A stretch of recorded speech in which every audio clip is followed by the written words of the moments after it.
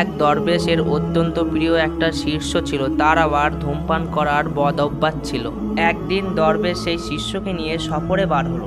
রাস্তার পাশে ছোট্ট একটি চারা গাছ দেখে দরবেশ তার শিষ্যকে বলল, এই গাছটি তুমি মাটি থেকে তোলো তো, দেখি তোমার কত শক্তি। শিষ্য বলল, হুজুর, এটা কোনো ব্যাপার হলো নাকি? এক টানে শিষ্য গাছটি তুলে ফেললো। একটু সামনে যাবার পর 4-5 ফুট উঁচু একটি গাছ দেখে দরবেশ বলল, এই গাছটি তোলো দেখি। শিষ্য অনেক চেষ্টার পর ওই গাছটি অবশেষে তুলে ফেললো।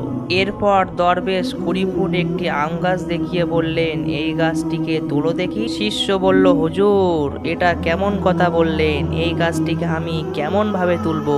দরবেশ তখন বলল, আমি তোমাকে এটাই শিক্ষা দিতে চেয়েছি যে গাছের শেকড় যদি একবার গভীর নিচে চলে যায় তাহলে সহজে তাকে তোলা যাবে না, তেমনি বিড়ি খাওয়ার বদ অভ্যেস অল্প থাকতে উপড়ে ফেলে দাও।